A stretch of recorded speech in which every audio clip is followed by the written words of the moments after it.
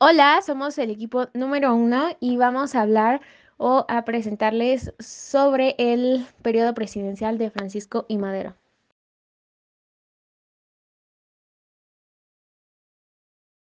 ¿Quién fue Francisco de Madero?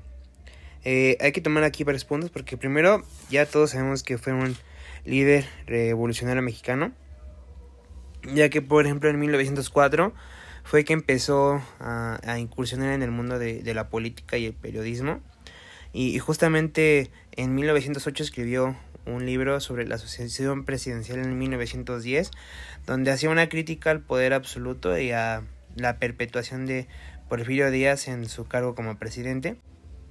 Y ya fue más adelante donde, como vemos en el punto 2, inició la Revolución Mexicana en 1910 con el Plan de San Luis, donde este fue exactamente fue el 5 de octubre, donde se desconocía el gobierno de Porfirio Díaz al declarar nulas las elecciones de presidente y vicepresidente, así como todos los de la Suprema Corte, contando senadores y diputados.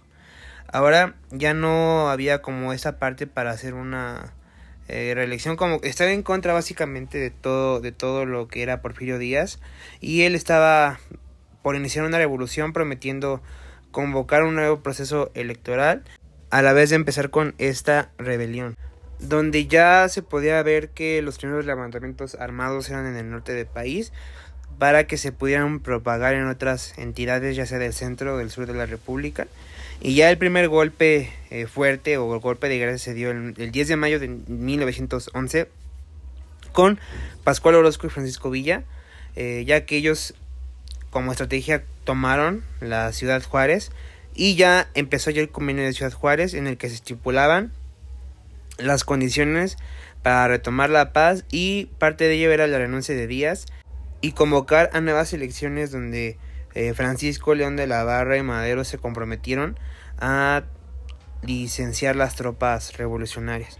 Ya fue aquí donde el 25 de mayo Porfirio Díaz renunció a la presidencia, ya entrando León de la Barra, y así más adelante, ya en agosto, Francisco y Madero fundó el Partido Constitucional Progresista para ya a fin del 11 de noviembre de 1911 por fin llegar a la presidencia, donde hubo algunas rebeliones a su gobierno con Bernardo Reyes y Félix Díaz, tratando de regresar el régimen porfirista, y ya su gobierno no duró mucho, aunque fue un poco democrático, ya que el 9 de febrero estuvo la escena trágica donde el jefe militar de la plaza de la Ciudad de México resultó herido y Madero no tuvo como opciones o a dónde ir, así que se vio en la necesidad de nombrar al comandante militar Victoriano Huerta, donde ya más adelante planeaba traicionar a Madero, y junto a Pino Suárez el 18 de febrero fueron aprisionados y aislados y obligados a firmar la renuncia para que Victoriano pudiera tomar la presidencia. Justo ya el 22 de febrero, en la penitenciaria de Lecumberri, los dos fueron asesinados. E incluso ahorita donde está, hay una estación de Metrobús que se llama Archivo Nacional, que está después de San Lázaro, donde está el Archivo Nacional y está la penitenciaria de Lecumberri. Si van ahí les dan un tour, y justamente están las crujías donde tenían a Francisco, donde tenían incluso a Juan Gabriel.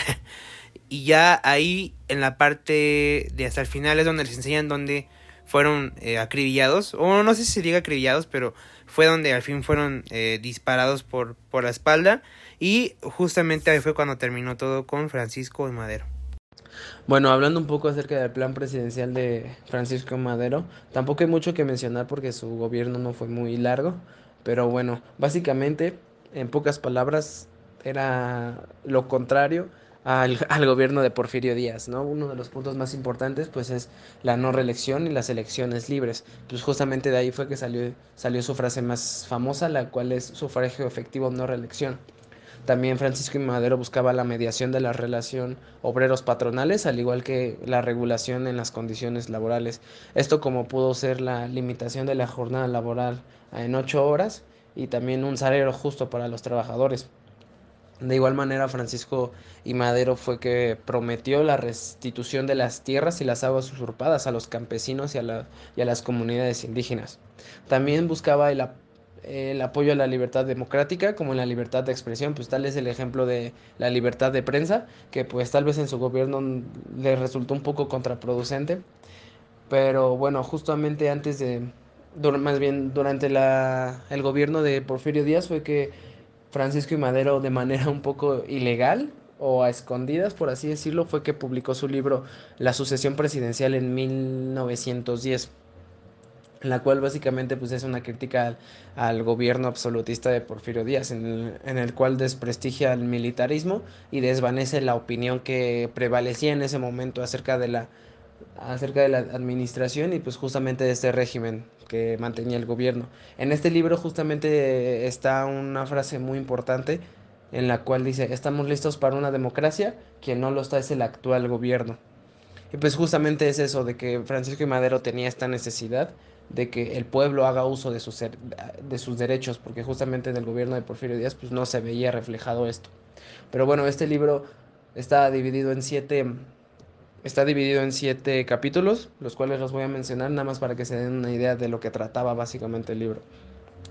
El primero se llama El militarismo en México, el segundo es El general Díaz, sus ambiciones, su política, medios de que sea válido para permanecer en el poder. El tercero es El poder absoluto, el cuarto, El poder absoluto en México, el quinto, ¿A dónde nos lleva el general Díaz? El sexto, ¿Estamos aptos para la democracia? Y el último es el Partido Nacional Democrático.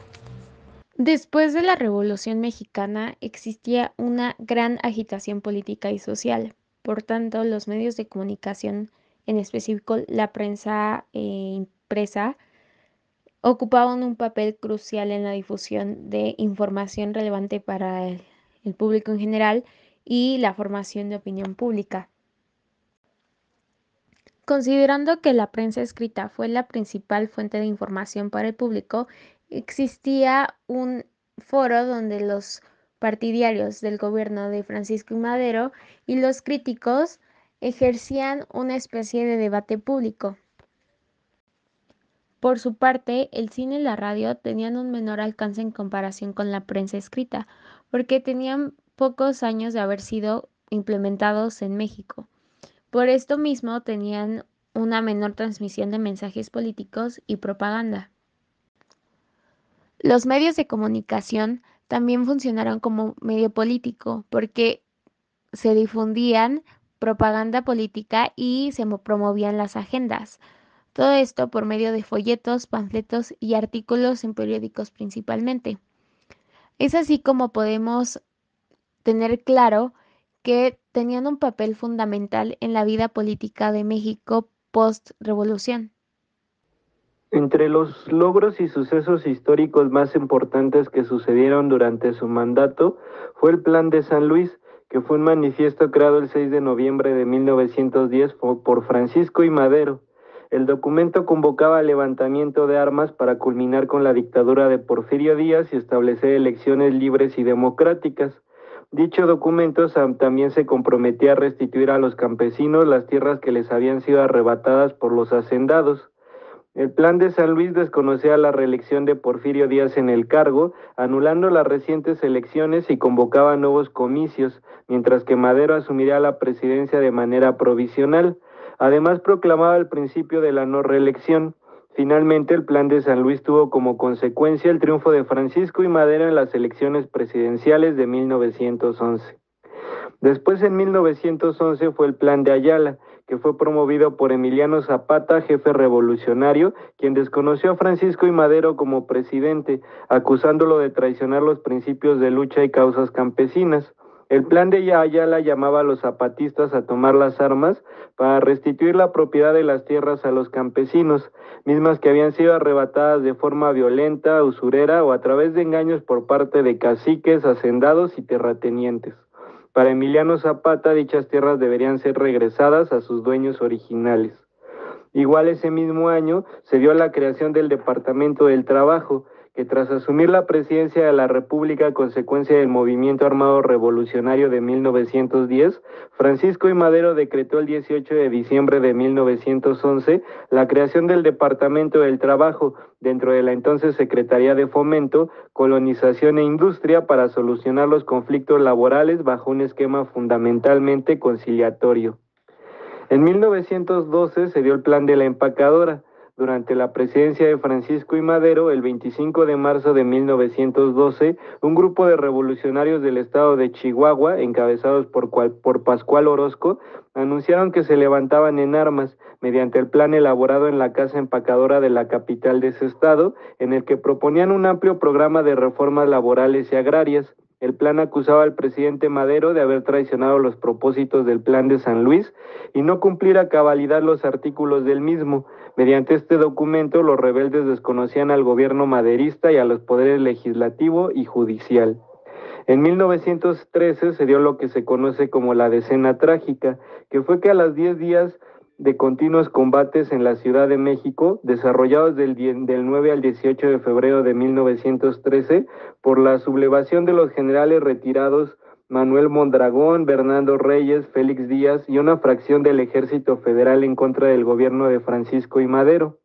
Durante este hecho, el general Victoriano Huerta, con ayuda del embajador estadounidense Henry Lane Wilson, fue nombrado comandante militar de la plaza, por lo que tomó prisionero al presidente Madero, a quien lo obligó a renunciar a su cargo y con ello usurpar el poder ejecutivo. Finalmente, en 1917, se dieron los inicios de la Constitución de 1917, ya que aunque Madero no fue presidente durante la promulgación de la Constitución, su gobierno sentó las bases para su elaboración. Durante su presidencia se convocó a una asamblea constituyente que finalmente redactó y aprobó la Constitución mexicana de 1917, que sigue siendo la ley suprema de México.